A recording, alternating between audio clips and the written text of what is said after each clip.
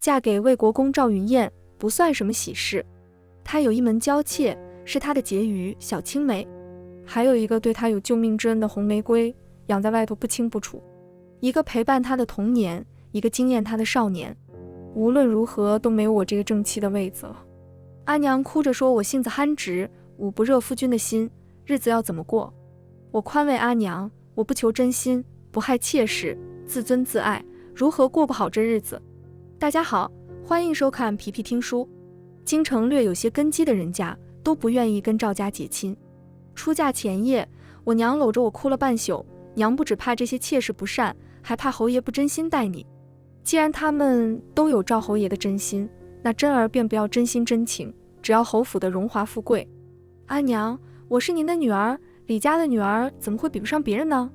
我宽慰娘半宿，又逗趣几句，娘亲才止住泪。其实我心底也有些忐忑。那赵云燕如今30岁，虽未娶亲，只纳了一门娇妾，还有一个养在外头的外室。那娇妾是她从小一起长大的青梅，性子温柔婕妤，二人恩爱自不必说，还有个5岁大的女儿。那外室是3年前的事了。赵云燕在茶楼被人寻衅，茶楼的琵琶女美救英雄，伤了弹琵琶的手，却不想赵云燕原来是个侯爷。琵琶女性阁侠烈如玫瑰，说侯门公府的富贵她瞧不上，名分她也不稀罕，只认她赵云燕这个人。一个温柔婕妤小青梅，一个明艳风情红玫瑰，将她的心一剖为二。赵云燕心里是没有我的位子了。谁知第2日迎亲，轿夫险些摔了花轿，轿帘摇晃，荡起一角，叫我瞧见楼上一个红衣身影。他并不避讳我的目光，堂而皇之与我对视。什么事？我在轿中问。小姐，是有人从楼上丢一对死雁，吓到了轿夫。死雁是他丢的。赵家怕误了吉时，并不去跟那女子计较。拜堂时，赵母格外满意自己促成的这桩亲事，将手上绿得快沁出水的玉镯顺势推到我的手腕上。众人纷纷附和，说李家女儿如何好教养，又是如何好福气。直到入洞房，骤然安静下来，隔着雾蒙蒙的盖头，我才看见我的夫君赵云燕。他拿起秤杆要挑盖头，外头突然通报徐小娘心口疼，要他过去。赵云燕走得匆忙，连多余的眼神都没给我。关门的封带的龙凤花烛猛地摇晃，又是一屋的寂静。我摘了凤冠，脱了吉服，拈了几块点心吃。我带来的陪嫁丫鬟冬晴和春明替我打抱不平，见我不甚在意，春明又骂了几句，只好愤愤地为我铺床。一个人睡好，省得姑爷抢咱们姑娘被子。瞧他言语天真，冬晴和我相视一笑。谁知第2日请安敬茶，赵老夫人知道这件事后，当着我的面斥责了赵云燕。我忙说是我让赵云燕去的，却不想赵老夫人立刻赞我宽厚不计较。一骂一赞，落到赵云燕耳朵里，就成了我故作贤惠的设计。果然，走出赵老夫人的寿康堂，赵云燕的脸色疏忽冷了下来。李珍儿，我根本不想娶你，不过是为了母亲心安。我本来也不想苛待你，想着咱们面上过得去就好了。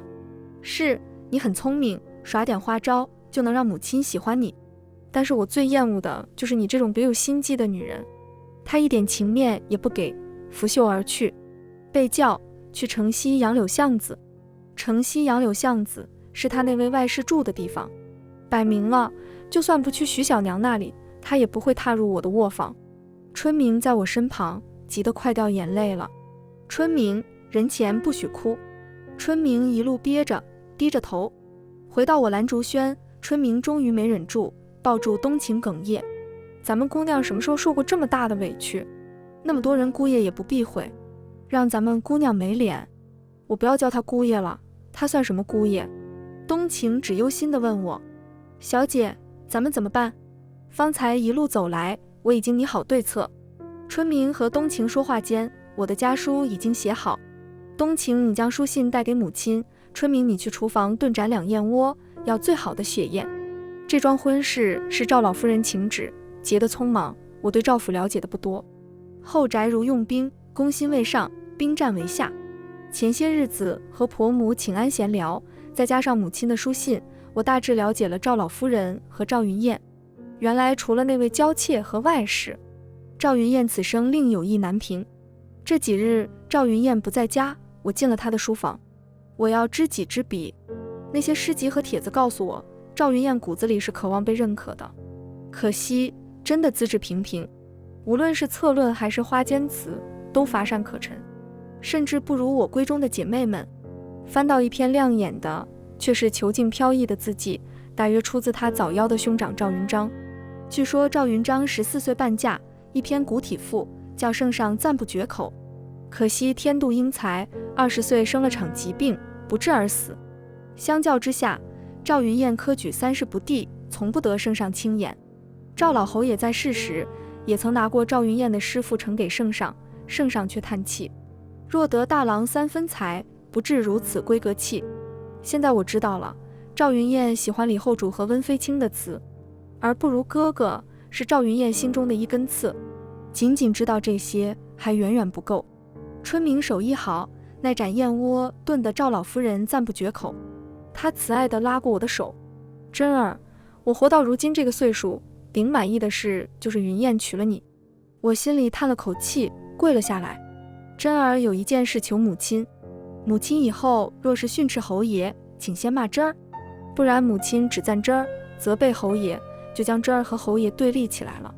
赵老夫人忙将我扶起：我的儿，我怎舍得骂你？就算哪里做的不对，也定然是旁人先欺负你的。母亲想想，是不是每次你骂过侯爷，或是罚了那徐小娘，二爷就更疼惜他？母亲这样只会让侯爷和徐小娘同病相怜，更加抵触母亲。赵老夫人连燕窝都忘了吃，拿着汤勺思忖了半日。是了，定是半夜在一起说我坏话呢。赵老夫人不住赞我，忽然又想起来一件事，那吴红秀的事，我的儿你可知道？我大婚那日往轿子上扔死燕的那位，是他的外室吴红秀，据说已有了1个月的身孕。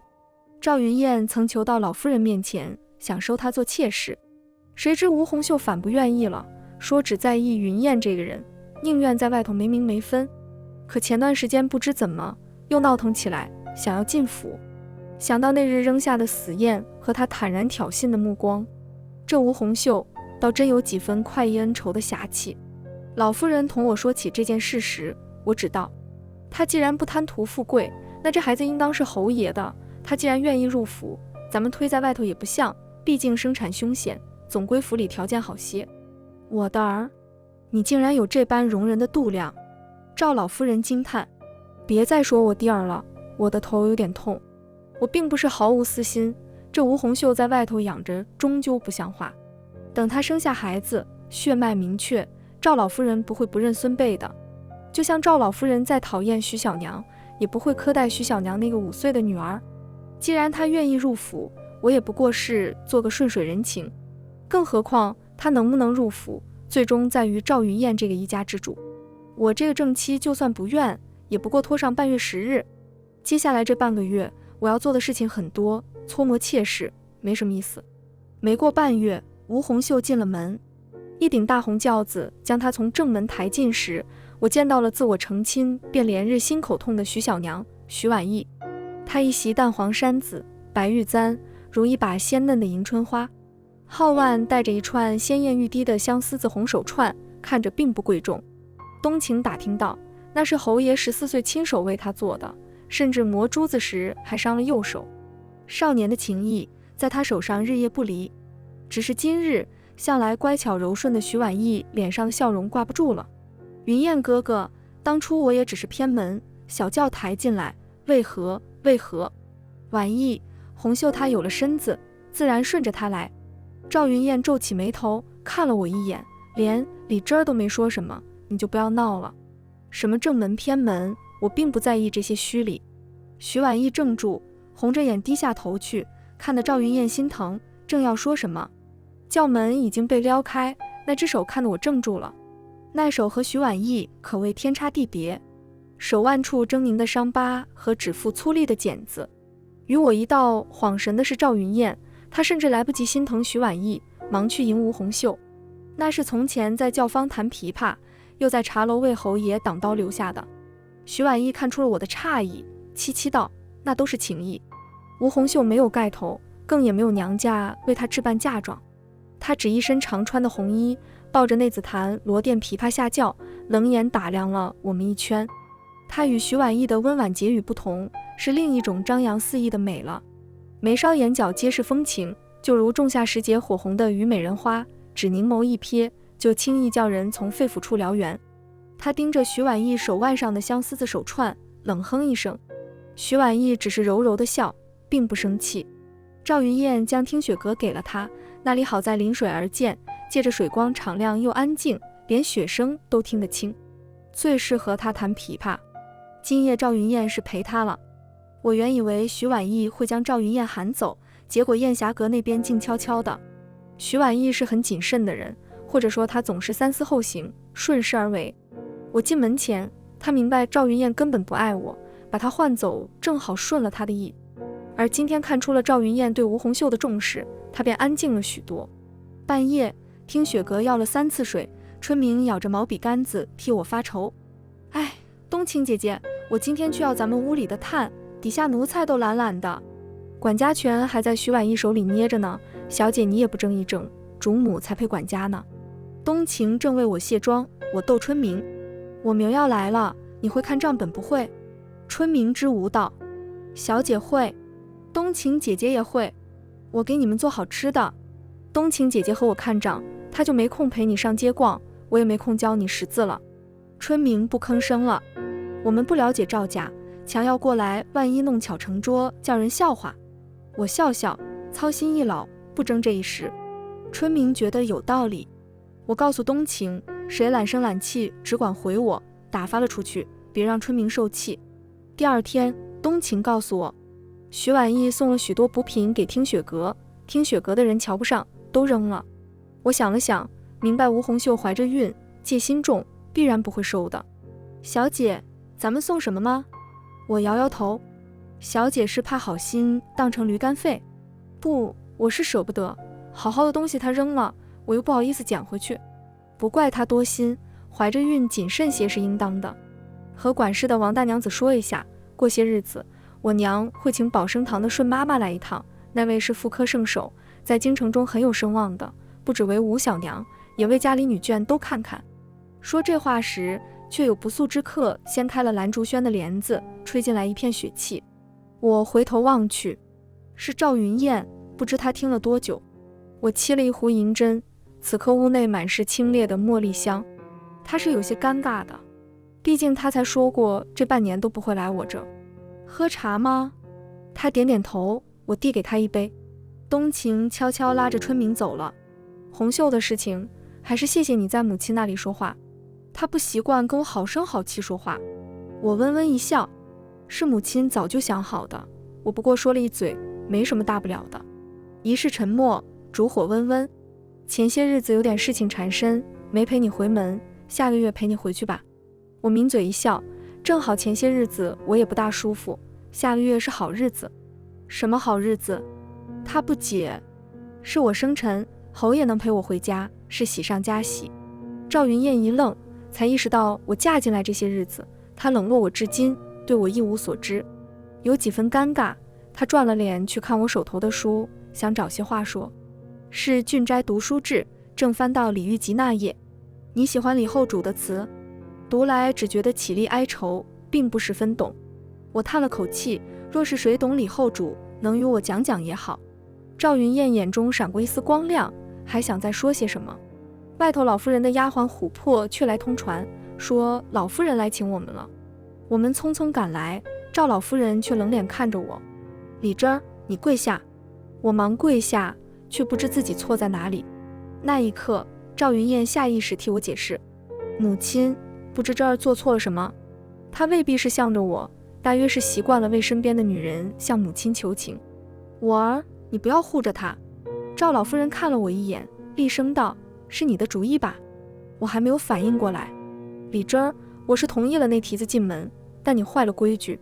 不过那个妾弄这么大阵仗，不知道以为我赵家倒反天罡，贬妻为妾了。母亲，这不是珍儿的主意。你倒是娶了个听话媳妇，我罚她跪，你闭嘴。赵老夫人斜睨了赵云燕一眼，不然你和她一起去祠堂跪上1日。赵云燕还想说什么，我轻轻拉了拉她的衣摆，摇了摇头。李枝儿，你去祠堂跪着思过。灵芝琥珀，看好了门，不许给晚饭。母亲。赵云燕还想说什么，却被赵老夫人打发了出去。她看了我一眼，终于没再为我说话。门关上，灵芝琥珀守在外头。赵老夫人冲我眨眨眼，我的儿是这样不是？我猜出了3分，却也出了些冷汗。母亲，跪久了吧？快起来，心疼死为娘了。娘怎么舍得你真去跪祠堂？你在我这睡一夜，就说昏倒了，等你醒了就没这事了。她倒是学来了徐小娘的手段。既然母亲罚跪，做戏做全套，祠堂当然要去的。初冬的夜冷的刺骨，我跪在祠堂里。祠堂幽深，我知道有无数双眼睛盯着这里。夜静时，我听见墙角的私语，听声音似乎是徐婉意身边的丫鬟玉堂和玉容。你看到了？真跪了。灵芝姐姐说老夫人吃饭时脸色都不好看，我看不像装的。哎，主君又不喜欢大娘子，怎么可能心疼她？哎，大娘子也怪可怜的。然后是窸窸窣窣的声音，又是一片寂静了。不知到了几更天了，忽然急地一声，真儿，竟然是赵云燕。这个给你。她递给我一对护膝，上头还有男子衣上长绣的竹云花样，一看便知是她从前用的。我忍不住笑出声，她却不好意思起来。从前冒失总被罚，就留着了。我似乎看见了15、16岁的赵云燕，调皮莽撞，却也有一肚子机灵劲。虽然这机灵劲都拿来对付赵老夫人了。我很认真地看着她的眼睛，弯了弯唇角，真心实意地说：谢谢。猝然与我对视，她一怔，忙别过眼睛。她并不习惯与我这般亲密独处，放下护膝就匆匆走了。你带着我走了，别和母亲说。我在祠堂跪了1日，并不知外头已经闹了起来，竟然是吴红秀。她和赵云燕不知为何吵了起来，摔了香炉，火星子燎了听雪阁的纱帐。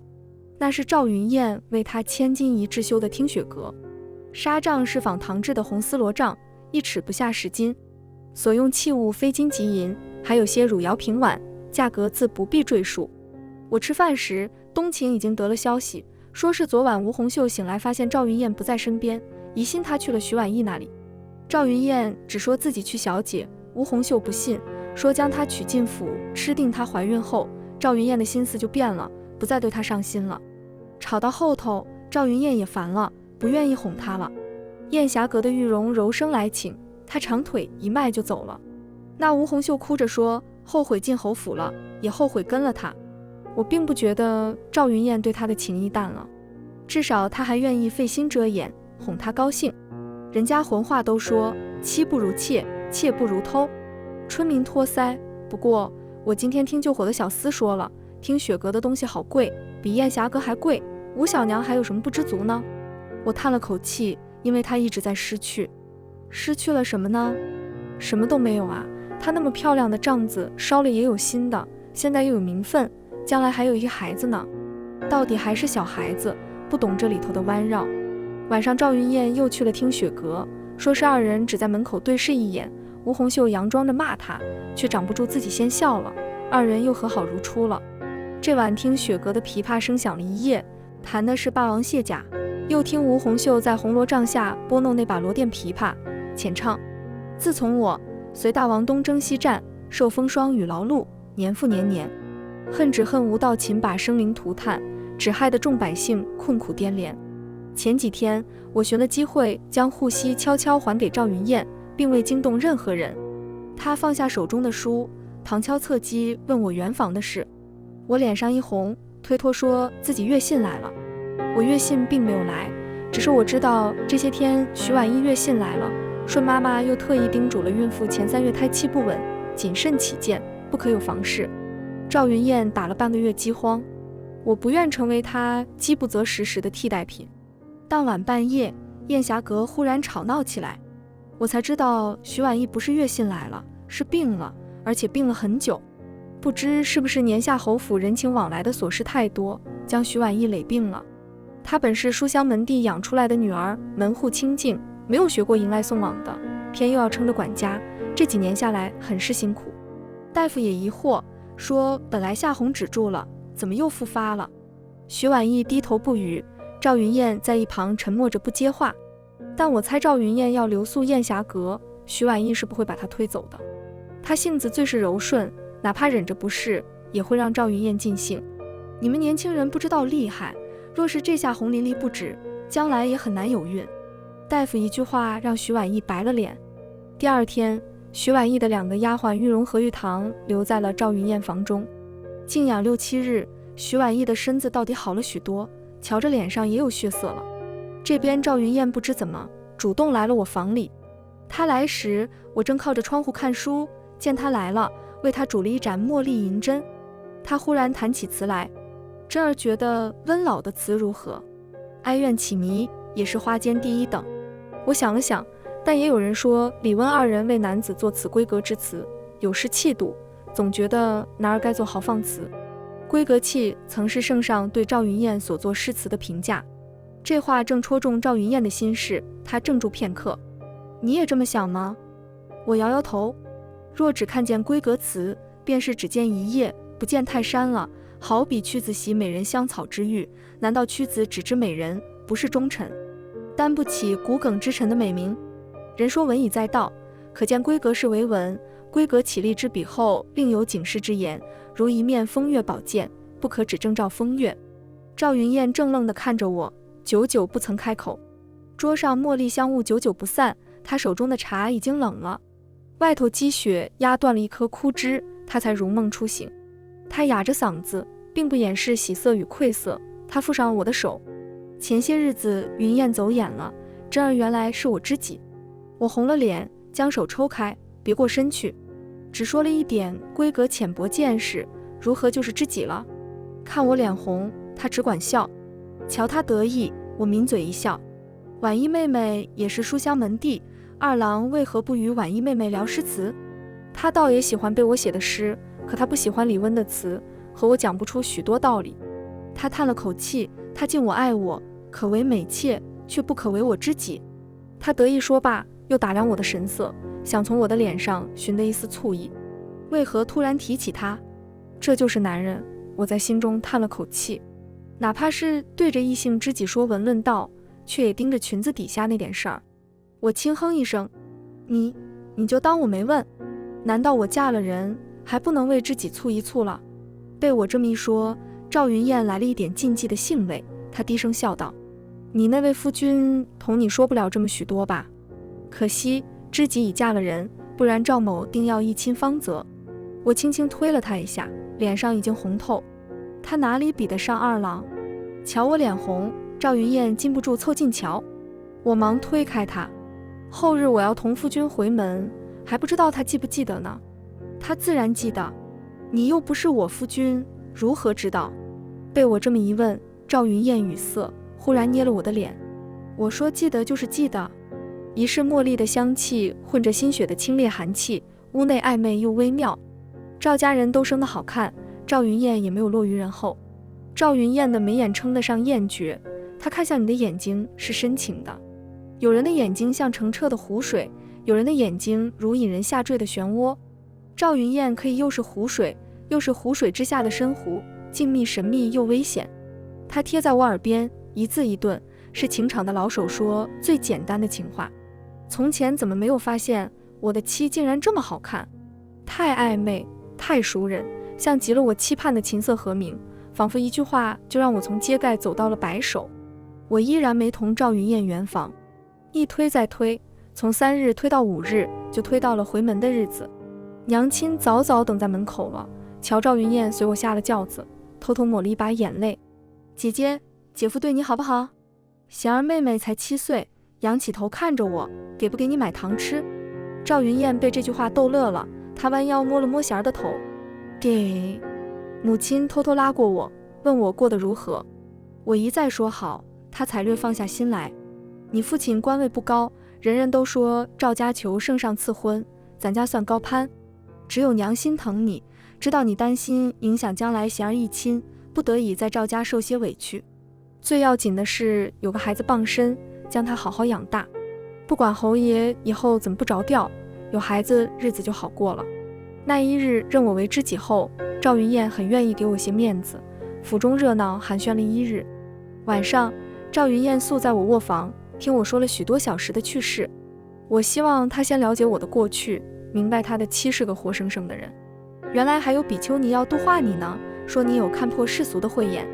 赵云燕兴致勃勃地翻着我的脖骨架，这白瓷兔子拜月的样子实在可爱。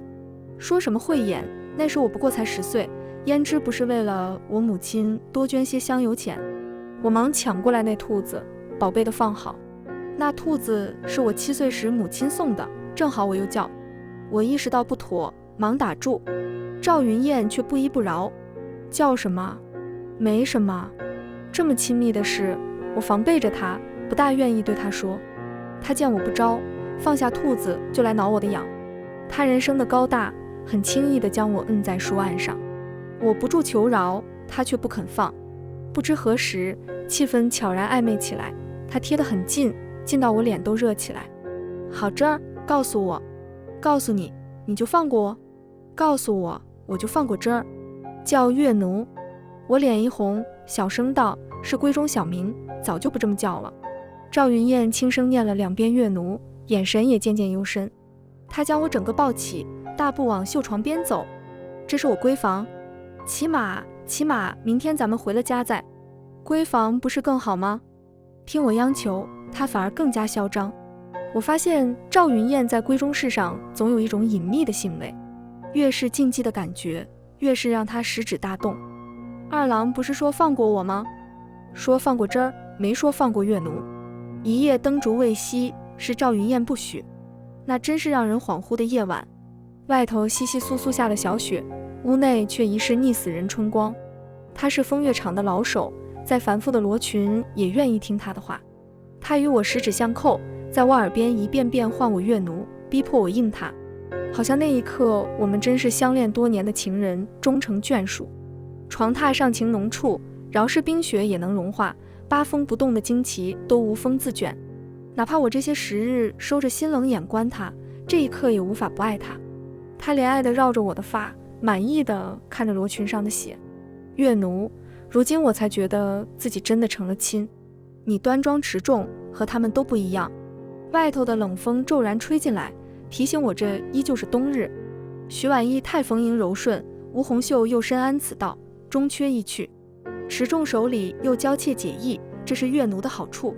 徐婉意婚前施针给他，吴红袖歧路回首为他，他都觉得不好，终缺一去。他这么说时，让我想到了祠堂里的供果，那是炸得金灿灿的糕点，从初1摆到15也不化，专门给死去的祖宗们看的。可每当我想品尝它时，才发现里头是烂的。赵云燕尝了甜头，回府的日子又被他推了3日。赵云燕很乐于待在我的闺房中，像寻宝一样，一点点琢磨出我的过去。原来月奴喜欢小兔子，也喜欢水仙花。他找到了一些我捏的兔子泥偶，还有幼碎的裙子上遗留的水仙花。我还以为月奴事事都做得好。他寻到我的字帖，笑得得意。原来字写得不好，我慌忙夺下来。不许笑，写字这事强求不来。赵云燕趁机将我环抱住，暧昧道：那我教月奴写字好不好？当真？我教月奴写字，月奴要拜师礼吗？怎样？拜师礼就给我生个孩子吧。我啐了他一口，他笑得不知羞。月奴，咱们的孩子一定是很好的。若是跟月奴一样，写不好字，岂不是把你这个师傅气得半死？子不教，母之过，定要罚你。他又熟忍地勾住了我的衣带。这些日子，赵云燕知道了她的妻李珍儿不是李氏，李大娘子。李珍儿是一个喜欢水仙花和小兔的大家闺秀，可也不是处处优秀。诗文上她不如她的夫君赵云燕，写不好字又读不懂后主词。情事上她萌动怀春，又不深谙此道，端庄持重又只禁不住她的撩拨。一幅一诗，一瓢一赋，这都太符合赵云燕对自己想象。3日无知无觉地过去，回府那日，母亲和父亲笑得合不拢嘴。云燕我儿，我这个女儿实在淘气又粗本，若有什么错处，你只管来跟我告状。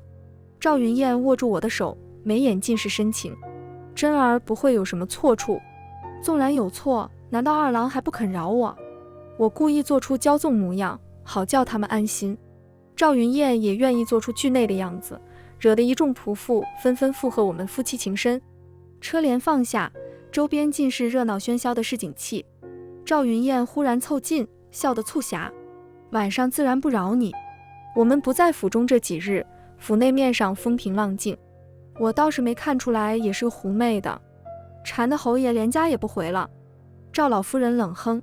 赵云燕下意识握住了我的手，示意我不必烦恼。晚上灵芝却悄悄地把补品送来，太太可高兴坏了，不住地念佛呢。最好生个大胖小子，气死那两个妖精。我哑然失笑，这赵老夫人真是眼上瘾了。当晚赵云燕来了我兰竹轩，欲言又止。我猜出了3分缘由，因为下午时听雪阁摔了3个汝窑瓶。二郎的烦恼也是我的烦恼。我摸了摸他的侧脸，不必顾及这儿。赵云燕本来犹豫着不知如何开口，听我这么说，不禁愧疚。真儿，本来说好陪你的。不要紧，二郎快去看看吧，别让红袖妹妹动了胎气。赵云燕去了听雪阁，我拿了赵云燕字帖来瞧。我叹了口气，还真是平平无奇，若要夸，也只能说一句清丽。我瞧了半日，正要熄了灯睡下，忽然帘子被掀开，赵云燕来了。我看她神色样样，就猜到了一半，和吴红袖吵架了，而且吵得很厉害。我不问缘由，只撤了帐子下来。二郎要歇息吗？他脱了外衫，上床揽住我，叹气道：红袖真是不懂事。第二日中，听雪阁的灯碎来请赵云燕，人跪在外头半日了，赵云燕只冷着脸吃茶。就是他吴红袖过来跪断了腿，年前也不见。灯碎低声诺诺，回去了。赵云燕拿了笔，将我环住，一横一竖教我写字。岳奴写得很好，是师傅教得好。赵云燕很吃这套，教着教着又开始不老实。才放了帐子，外头一个大丫鬟带着2个小丫鬟去来问话了。赵云燕的丫鬟柳说：二爷，徐小娘打发玉容来问年下个王爷府中的礼如何备。那丫鬟是玉容，我瞧着怎么不大像。不等我问，柳儿笑着说：前些日子玉容玉堂手脚不干净，偷了小娘的簪子出去卖，就打发出去了。因为侯爷和夫人都不在府中，又是小娘自己房里的人没脸，所以没特意跟夫人说，又提上来2个丫鬟用。小娘叫惯了玉容玉堂，也就不改了。原来是这样。赵云燕烦闷：你们主子这些事都要来问吗？2位王爷府里添了千金，又有1位王爷遭了圣上斥责，所以主子拿不定主意。赵云燕又是半日不语。我瞧见玉容身后那2个丫鬟年纪小，衣衫单薄，冻得缩头拱背的。二郎给那2个孩子句话吧，这么冷跪在外头，怪可怜的。回你们主子，晚些时候我去跟他说。外头没了声响，赵云燕才叹气：晚意什么都好，唯独性子柔弱些，拿不定主意。不过这也是他的好处，不曾出什么错。末了，他看着我，我还是觉得岳奴心思细，更何况本就该让你管家。我笑笑，示弱道：先把这字教会吧，光习字就是苦差事了。不等赵云燕再说话，外头玉容又回来了。主子说看大娘子只有冬晴和春明姐姐，怕人手太少，把雪团和雪容送给大娘子使唤。赵云燕搂住我：晚意见你多问了2句，怕得罪了你，送人讨好你呢。好好好，我是那夜叉，二郎也离我远些，别我学不会这字，还要记恨你呢。赵云燕吻了吻我的额头，说有些事晚些时候再来看我。雪团和雪容不过15岁大，雪容是机灵的，进来先拿眼在屋内乱瞟了一圈，又磕了个头。雪团笨笨的，雪容都起来了，他才忙跪下。雪容跟着冬晴，雪团跟着春明吧，我这里是少。将2人支开后，冬晴问我：姑娘不怕他们是燕霞阁的眼线？这侯府哪有什么秘密呢？不让他们近身伺候就好。冬晴看着我，想了想，还是开了口：听说玉堂和玉容被徐小娘配给底下人了，一个烂赌鬼，一个打死过老婆，都不是什么好人。我笔一顿，忽然想起玉堂和玉容的样子。她们是一对姊妹，玉堂是姐姐，玉容是妹妹。姐姐一头绿云长发，妹妹的样子我不大记得了，只记得二人踮脚扒着门，叹息着说我可怜。当初赵云燕找不到地儿消火，徐小娘下红布纸时，将姐妹都送到了赵云燕的床上。赵云燕已经忘了他俩，连一去都懒得咂摸。我想了想，问冬晴，那和外头周总管说一声，敲打下他们丈夫，让这俩人也知道畏惧，收敛些。冬晴红了眼圈，我并不知道冬晴何时与玉堂和玉容交了好。冬晴素来稳重大方，少有这么惶恐的样子。奴婢害怕，玉容玉堂和奴婢又有什么分别？是啊，就像徐婉意和吴红秀与我又有什么分别？冬晴，你信我，我定会为你和春明寻一个妥当去处。你若愿意，咱们三个一辈子这么过也挺好。好，咱们就一辈子这么过。我都听见了。春明忽然探出头来，手上还端着一盘板栗糕。冬晴姐姐，你说话算数，不然不许吃糕。一是笑闹，外头一双眼睛悄悄收了回去。一转眼过了年，吴红秀的肚子渐渐大了，大夫说约莫初夏时就能生了，但她和赵云燕依旧没有和好。她不愿吃饭，赵云燕去哄她，劝她为了孩子也得吃，彻底惹恼了她。我大约能明白吴红秀在生什么气，她认为赵云燕只在意这个孩子，并不在意她。我劝赵云燕少提些孩子，多问问她。赵云燕不明白，也不愿意拉下脸，只将头一扭，说知道了。末了又觉得自己话茬太硬，恐怕落了我的脸色，想找些话说。忽然瞧见雪绒衣襟上绣着的水仙花，赞道：到底是你身边调教的，人跟花一样水灵。雪绒得了夸奖，喜不自胜。正月初七时，也许是天冷了，下人的脸色都难看起来，也许是吴红秀自己想明白了。她大着肚子，听雪阁又响起了琵琶声，留住了赵云燕。姑娘劝她做什么？我巴不得他们日日吵架呢，只是看她怀着身子，想到了我娘。我叹了口气，当初爹也是在娘怀孕时与她争吵，娘动了大气，险些小产。天下女子不管强悍还是柔弱，到了怀孕生产这一关，都是可怜的，都是女子，都有难处。我生不起嫉恨和害她的心思。我知道咱们姑娘通透，只想过好自己的日子，不问旁人。她不比咱们姑娘，夫人添了多少嫁妆给姑娘呀？人都到了赵府，那嫁妆还有老长一截在路上呢。姑娘可有底气了。况且赵老夫人也喜欢咱们姑娘，虽然咱们姑娘不管家，可上次那个下人对冬晴姐姐甩脸子，第二日就打发了。春明说完，忽然意识到了什么，托腮叹了口气。那吴小娘什么也没有，真难为她。前不久有些人还说人家有名分，有孩子，什么都有了呢。冬晴姐姐说来奇怪，我觉得名分甚至那孩子都不是吴小娘的。又说傻话了，她肚子里出来的孩子怎么不是她的？我不知道。春明想不明白，也许是直觉使然，他往冬晴身边靠了靠。冬晴姐姐，我有点怕。不怕，今晚我搂着你睡。冬晴摸了摸春明的脸蛋，春明一改往常的嬉闹，竟然安安静静靠着他。听雪阁离得近，又是冬夜寂静，借着水声传来琵琶声。冬夜松香粉色，他大着肚子弹琵琶，手上就伤冷天发作，所以琵琶声音不如往日，依旧是那曲《霸王卸甲》。虞姬是要留他的霸王在帐中的。他唱的哀愁，京剧的词却用昆曲水墨腔唱出。劝君王饮酒听渔歌，解君愁舞婆娑。吟情无道把江山破，英雄四路起干戈。自古常言不欺我，成败兴亡一刹那。元宵是大节，赵云燕想带我们出去走桥看灯。吴红秀的身子重了，怕来往人推搡，顾不出门。过完年，徐婉意手头的事情也少了些，这些日子赵云燕很少去她那里。元宵是徐婉意的生日，赵云燕会去陪着她的。我没想过她会过来看我，可是上午我去老夫人那里吃茶，老夫人冲我挤眉弄眼，笑得合不拢嘴。云燕那孩子真是对你上心了，还叫我支开你，你快回去瞧瞧吧。我回了蓝竹轩，却发现从床帐到被褥都换了，月白的绫罗帐，被褥也换了苏绣的。这并不算什么，可是罗帐和被褥上都绣了水仙。姑爷很喜欢咱们姑娘，还瞒着不许咱们说呢。当天下午，赵云燕送来了我一套衣裙，白绫袄子月华裙。她是用了新的，月华裙和白绫袄子都绣了水仙和小兔。我一愣，忽然觉得心底有点松动。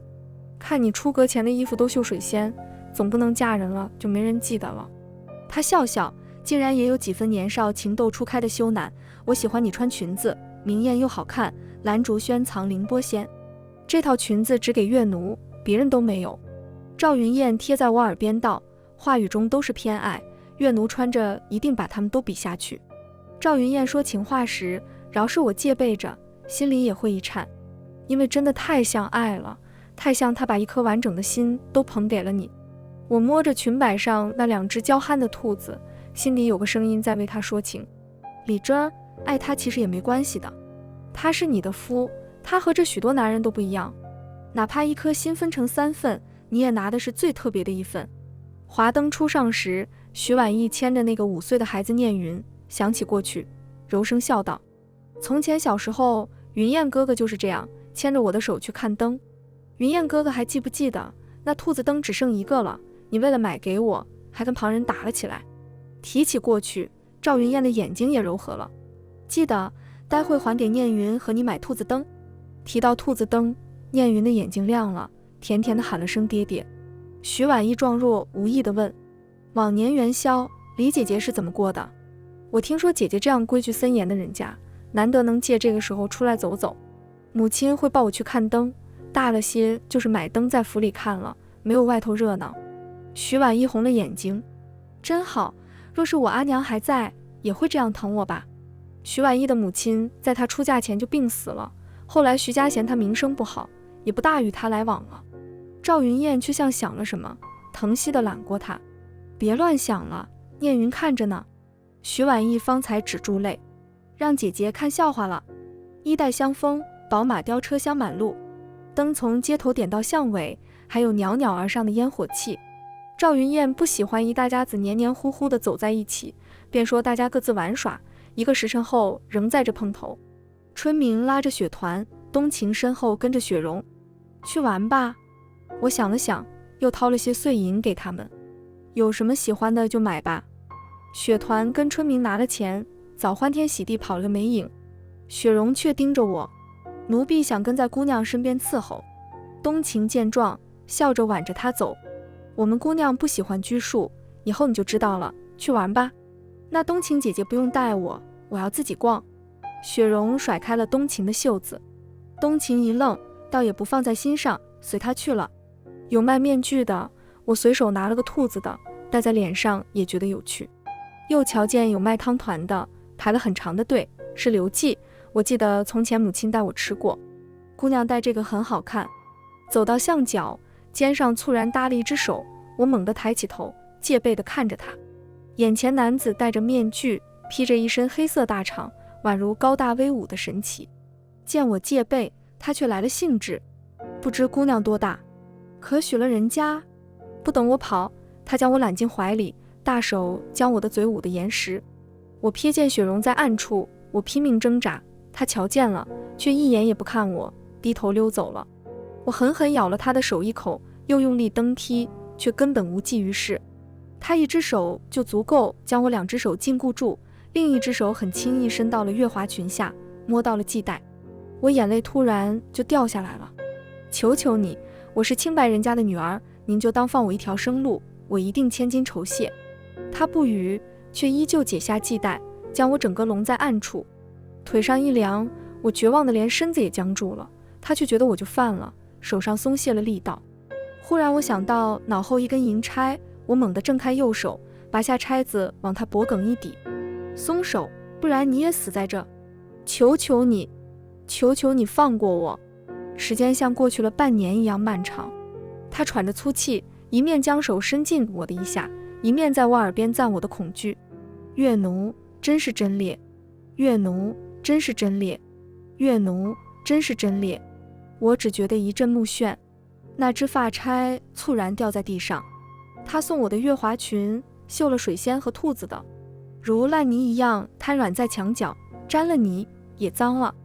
他整个身子掩在大场底下，也许这种感觉格外禁忌，让他比往日更兴奋。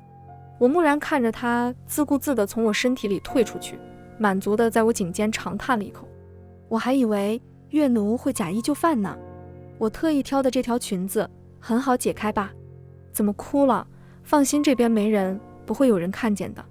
月奴难道不喜欢吗？明明你也……我不知道为什么哭，也不知道为什么动弹不了。那些往日沉着的、冷静的、克制的思绪，在这一刻纷纷冷眼瞧我。你自以为是高门贵女，自以为是冷静自持，自以为拿捏住了赵云燕的心，自以为不爱她你就赢了，多么可笑呀！不知为何，我忽然想到了徐婉意，底下人嘲讽她是书香门第养出的下贱坯子，夏红不止，还拼命留住赵云燕让她尽兴。自以为攻心未上的我，作践身子讨好赵云燕的她，和大着肚子弹琵琶的吴红袖，谁又比谁高贵呢？我不太记得自己是怎么躺到床上去的，似乎是冬晴扶着我，不对，好像是赵云燕将我抱在床上的。那个冷眼的、自持的、自以为是的李枝儿飘在绣着水仙花的绫罗帐上，冷冷地看着绣满水仙花的床铺上，凌波仙玉体横陈，像一句艳诗。这就是夫，不必比我聪明，也不必比我冷静，哪怕愚蠢肤浅俗气，也可以轻易将我撕碎。故事未完待续，且听下回分解。皮皮听书感谢您的观看，每天上新精彩小说，喜欢就订阅吧。